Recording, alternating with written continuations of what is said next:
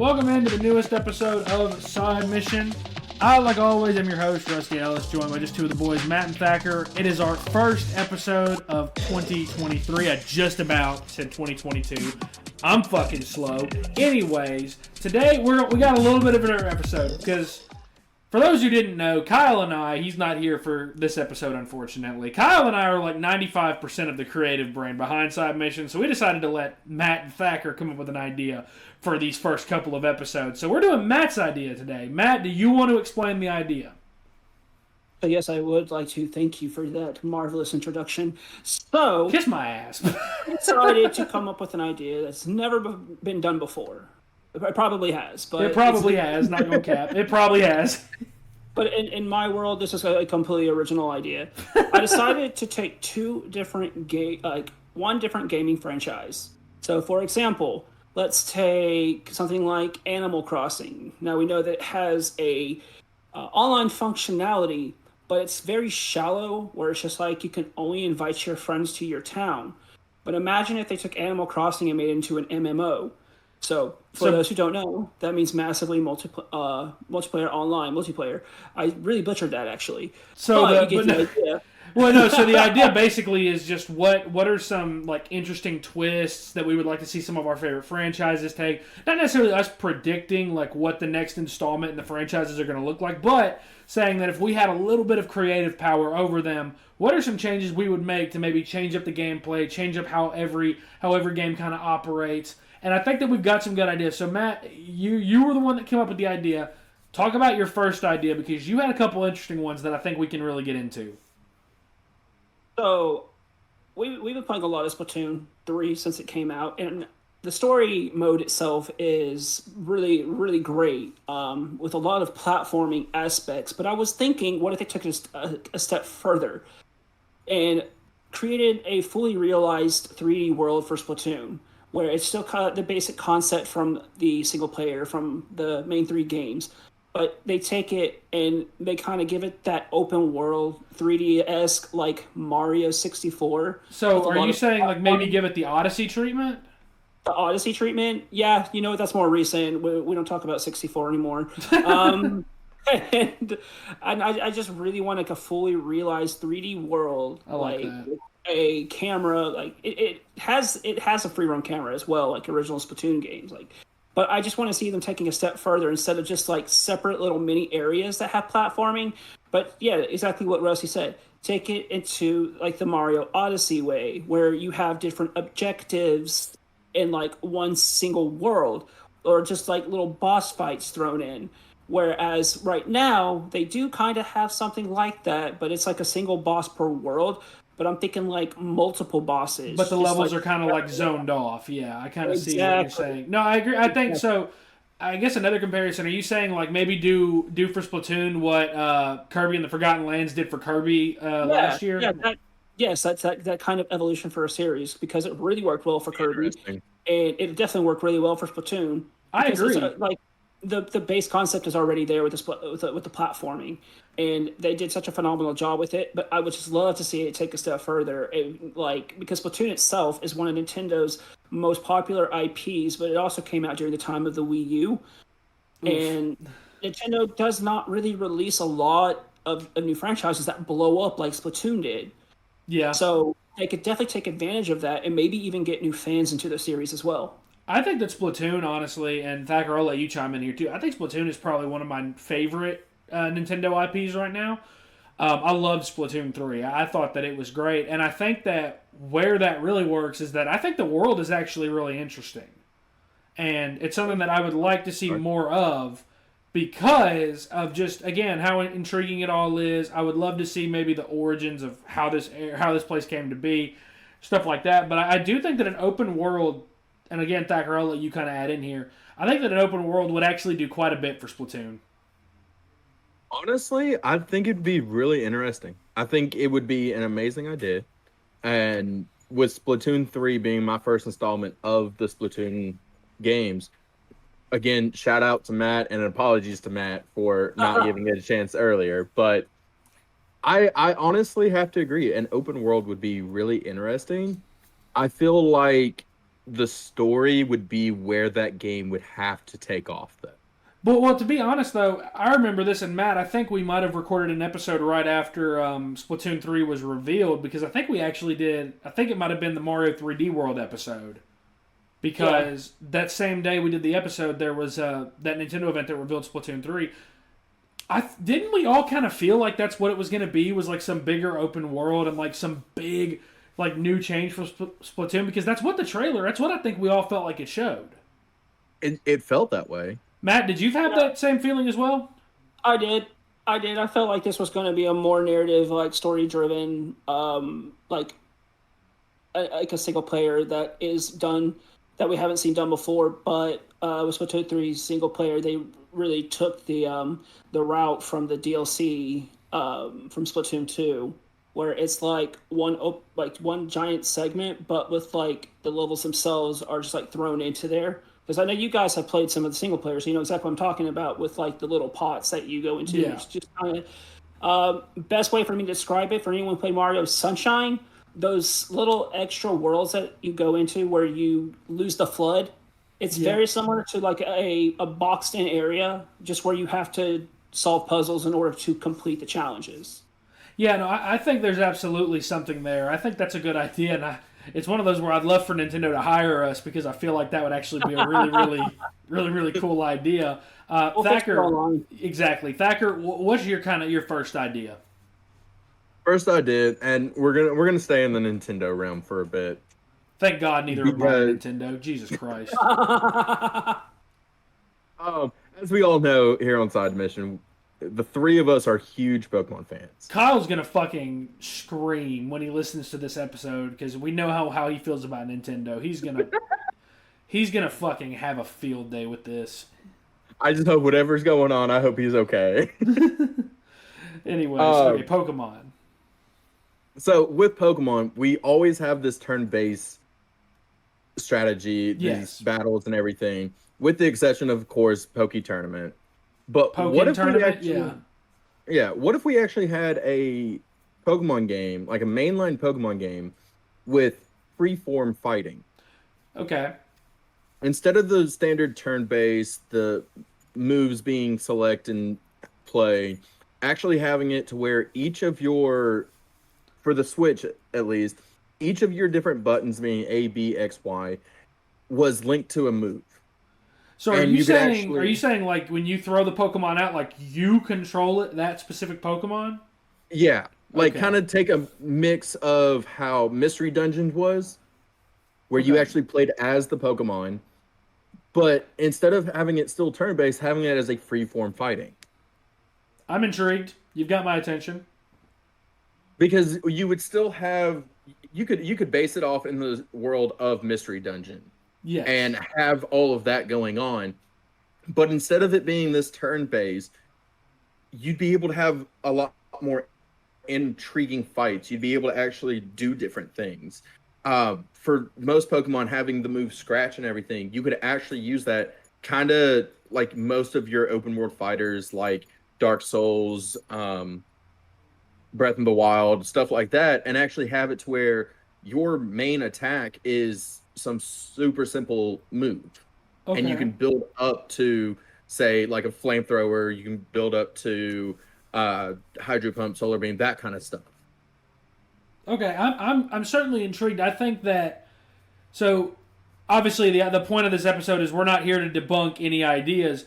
I do think that the one pitfall this may run into is Pokemon is still at its heart a kid's game, and that massively complicates the combat in my opinion. But again, you've got my attention there. I would not mind seeing a Pokemon game maybe take that route. Maybe the next Legends game.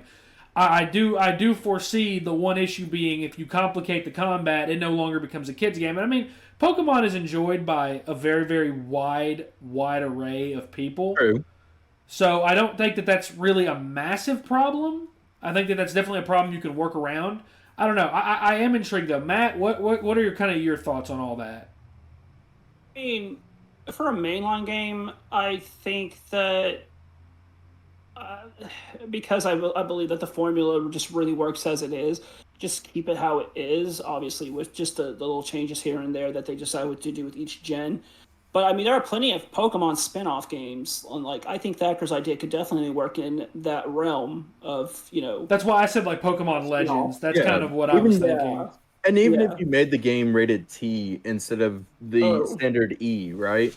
Well, I don't know that the rating's the problem. I think Thacker that wants Pokemon to be pulling out guts and spilling blood. he wants M-rated Pokemon. Pokemon. Hey man, listen, if that's a turn you want Pokemon to take, become M-rated and have no limits. Hey man, listen. There's part of me that would be all for an M-rated Pokemon game. The next GTA mod. Somebody will do that. Somebody out there will do that. Look, anyone who mods GTA to where you play as Pokemon and everything, send me a link to that mod. I'll definitely try it out for free. Like, I'll be your first review on it. We could do a whole episode on something like that. We could do a whole episode on that, I think. So I've got an interesting one. I'm going to tell you guys the one that, we kind of went over our ideas a little bit before we got on here, just to make sure everyone was on the same page. So my first idea is one that, and I don't think we're going to see this game for a while, even though, Neil Druckmann has already hinted at it, and especially with The Last of Us TV show starting up soon. Obviously, part 3 to that trilogy is going to be coming eventually. I have a challenge for Last of Us Part 3, because there was something that Last of Us Part 2 did. I know the horror that people could actually like Last of Us Part 2, even though it was, objectively the best game that came out that year. None of my business, though. But one thing that Last of Us Part 2 did very, very early on in the game was, in Seattle Day 1, it sticks you in a very, very big, vast, open area, and it kind of just has you explore. You've got 2 kind of objectives, where you've got 2 places where you need to look for to find gas, but there's also plenty of other places you can explore along the map that you can find very, very helpful equipment, helpful upgrade materials. In fact, I think in one of the areas you actually find the shotgun. And I think if you don't find it there, you could go probably 3 more hours into the game at least without finding it. So that changes up that a lot. But I really like this open world idea. I liked how they didn't really give you much of an objective. They kind of just said, here's an open world, have at it. I would love to see Last of Us Part 3 double down on that and make a bigger percentage of the game open world. But not only that, I would love to see kind of an Elden Ring style of exploration and information giving.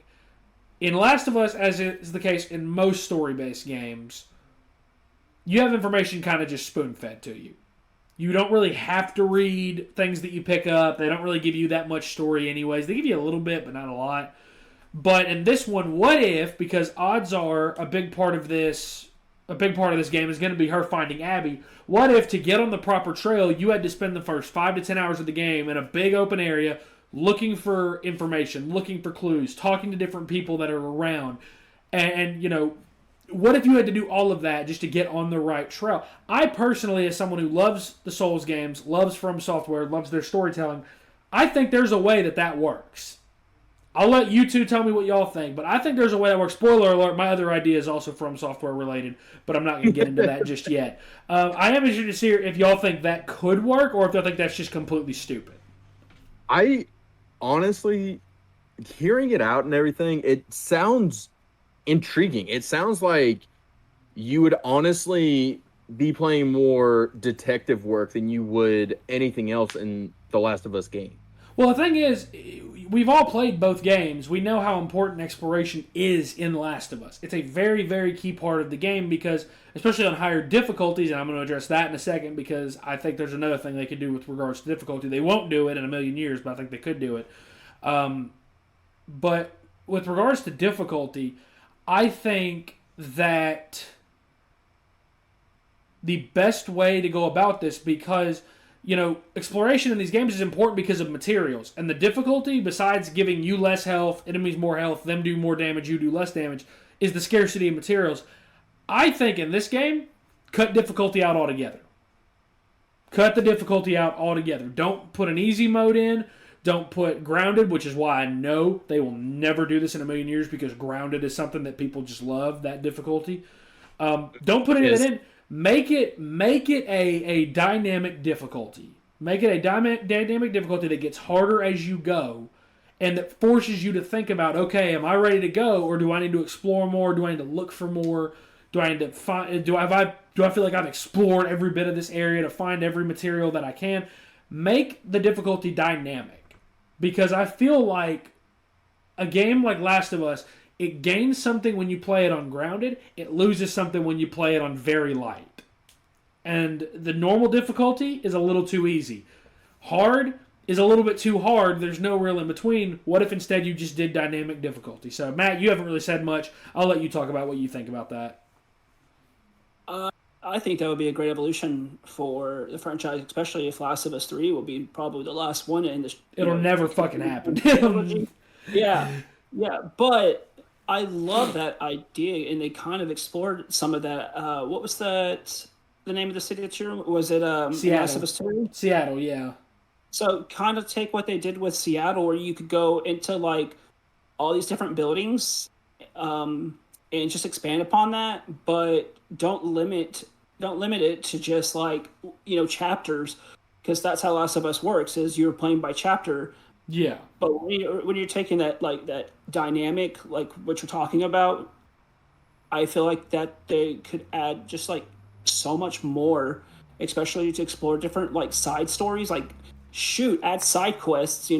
Find different like people that are still around and aren't trying to kill you, and do quests for them, something like that. And maybe, I don't know, this might be taken a little too far, but add type of like a leveling up mechanic. What do you think about that? Well, the thing is, you got to think about it. There is, to an extent, there is leveling in Last of Us. Like there is, because you have the different skills that you can learn. You have the supplements that you can use, which you just go by finding. You level up just by popping pills. But that's true. That's true.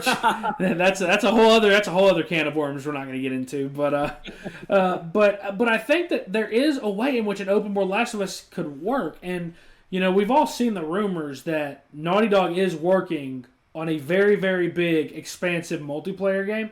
And I think it's going to be essentially open world factions. I think it's going to be something like that. I feel like that could work in Last of Us. I don't think they'll ever do it, because I think that the linear style of Last of Us is also an excellent style. But I think that is an interesting route I would like to see them maybe consider going down if they ever were looking for a way to evolve the gameplay. So that being said, Matt, what's your second idea? Because we all brought two ideas. What's your second idea? Well, it's a Nintendo game, but it's something. Of course, it is. It's something that I've really been wanting to see ever since when Metroid Dread came out. What it added to Metroid as a franchise is it added kind of a horror aspect with the Emmys, and it just made me think back to like when you are in those sections, you are just running. You can't really fight back against these Emmys until you get a specific weapon upgrade in that zone. But Metroid Prime and Metroid Dread mixed together to create a first-person survival horror Metroid game would be incredible. Now, Metroid Prime, like they already got the base with Metroid Prime for the first-person perspective, but it's kind of like with Dead Space and the most recently released Callisto Protocol. There's that survival aspect that you have to take into consideration. I'd love to see Metroid develop more towards that type of genre, because Metroid has some really like creepy ass creatures on top of like the atmosphere in Metroid, especially Metroid Dread, really like makes you feel like you are alone. There's no hope outside of like your AI Adam. But I want Samus to feel alone, like she has no communication with anything, that she just has to survive on these planets that she's going to, or just like one giant planet that's just expansive and with like all different like levels of difficulty. So obviously, when you start off in the beginning, it's pretty simple. You're just getting your basic upgrades, and then as you further into the game, the difficulty gets harder. Yeah, and really just bring it home with like what you can do with horror in Metroid. Yeah, and I could see that working. I really could see that working, because I remember in what I did play of Metroid Dread, the Emmys were pretty terrifying. Yeah, they were pretty terrifying. I can only imagine coming face to face with one of those. in first-person mode. Also, just the atmosphere of Metroid games. Typically, Metroid games have done a really good job of kind of building that tense atmosphere, regardless of whether they're first-person, third-person, side-scrolling, what have you. The atmosphere and world building is typically done very, very well in those games. So I feel like from a first-person mode, Thacker, you've played Metroid a lot more than I have, but and you can talk more about it. But I feel like that's another thing where this would really thrive is the atmosphere, that tension, that thriller kind of feeling that a lot of first-person horror games are known for. It would be a little concerning because Metro, like as you said, it's had the perfect time for building suspense, and it's done it incredibly, regardless of the view that you're in. I think that is a game where I would honestly sit there and not play in the dark whatsoever at all. Yep. I'd be sitting there playing it just like I used to of Outlast. I would not have the lights on and off. And honestly, if I was playing that and Tabby was home, I'd tell her, if you touch that Switch, I'm quitting gaming. I'm not playing anymore. I'll play in the middle of the day, which would make her very happy because then I come to bed.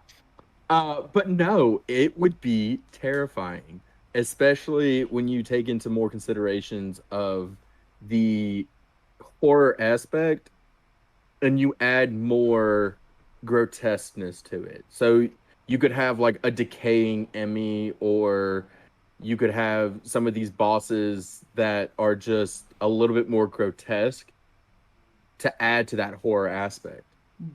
I agree. So, Thacker, what's your second idea? So, sticking with the horror, but also kind of going in a franchise that hasn't really seen a lot of love. The last game that came out for it did okay, but it was kind of lackluster. What if we took Halo, right? And with it having that outer space feel, having these creatures, and making it more into a horror game, horror survival, if anything. You still have the open worldness. Now I'm intrigued. Okay, now we're getting creative. So you take Halo Infinite, how we had the open worldness, and you add more horror to it, to where almost kind of like how Choo Choo Charles is looking. Okay. And you do that from the Halo universe. Okay, I could see a world in which this would work. The thing about a lot of these ideas, and I feel like I need to reiterate for listeners, we are not making these as predictions. These are things that we would love to see done a little bit differently, but I think that there's something about that that's interesting. Matt, what do you think? I think that would be great because, I mean, they kind of already did something like that back on the first Halo and Halo 2 with the Flood, because the Flood were creepy as shit. Yeah, like, they were. My first time playing Halo Remastered, because I didn't play the original on Xbox, but I remember getting to that area, and when you basically released the Flood, like, I was like, these guys are harder, and they're creepy as shit. They're just crawling through the vents and just popping up out of nowhere. Like, exactly. It was creepy. I'll tell you what I think about that idea. I think that you both kind of looked at the homework and one of you said, "Hey, change yours up so the teacher doesn't notice. Change yours up a little bit," because that sounds a lot like what Matt just said about Metroid. But look, I'm not. But this one, I will fully do it. I sat there and I was not 100% understanding of the homework assignment until I was like, you know what? Let me just sit here and actually come up with a couple ideas. You're the kid. You were doing the homework as the teacher was walking around collecting it, and you were just like, "Hey, bro, let me take a look at yours. I'm gonna change it up a little bit so she doesn't notice." That's literally what you just did. Now, to be fair, I didn't know about Matt's ideas. No, that's fair. So, but I think it's an interesting idea. So I'm gonna give you guys the wackiest idea before we call this an episode. So, oh no, I said that mine was From Software related. Give me a Soulsborne Warriors game. Oh my god! Give me a Dark Souls, Demon Souls, Sekiro, Bloodborne, Elden Ring Warriors game. Give me like Muso. Like give me Lord. Give me that, but with Dark Souls characters. With Sekiro, with Bloodborne, with Elden Ring, with Demon Souls. Give me a Muso game with all of those characters involved. I don't give a shit about the story. I don't give a shit about the story. I don't care if it makes any damn sense. I want to fight alongside Gwen, alongside Godric, alongside who's the biggest baddest, alongside Lady Maria. I want to fight alongside. I want to fight alongside Patches. Oh hell no! Fuck Patches. Patches can be like that fucking beginning level character that you get before you discard him because you get somebody better. But give me that, and you know what? Keep the difficulty. Keep the difficulty. Make it fucking hard. Make it fucking hard. Hold on, what? Make it difficult. Don't put a difficulty option in there. Make it fucking hard. If you die at any point in the battle, you're starting over, bucko. You are starting over, and all of your XP is gone. Your XP is gone until you get back to that point in the battle. And if you die before you get back to that point in the battle, that XP is gone, bucko. So what? I want that. I want as masochistic a Muso game as has ever existed. Give me the From Software universe. You know, you can throw Armored Core in there too. I don't care. You can give me From Software Warriors. Give me that. Throw Mortal Shell in there as well. Well, Mortal Shell is not From Software, so Matt, go, because I'm trying to wrap my head around this. No, I want the hardest, most masochistic Muso game in history. That's what I want. I just want to say, I don't encourage drinking. Take a shot for every you died screen that you're going to get in a Warriors style Surf. Oh, yeah. Like you imagine just a bunch of hollows around you. Just a bunch of hollows. There's thousands of them, and you're fighting, and you're controlling. Like, let's say you're controlling. Give me an early game boss. Let's say that one of the first controllable characters you get is Father Gascoigne. Let's say he's he's one of the first characters you get to use as Father Gascoigne from Bloodborne. Imagine just using his axe and his gun and just going to town on a bunch of hollows, a bunch of just basic enemies from Bloodborne, the soldiers. Imagine that. Like that, you can't tell me that would not be fun. It would be frustrating as all hell, but it would be fun. Imagine multiple Tower Knights on the battlefield. There's multiple blood-starved beasts. So here's my thing, real quick.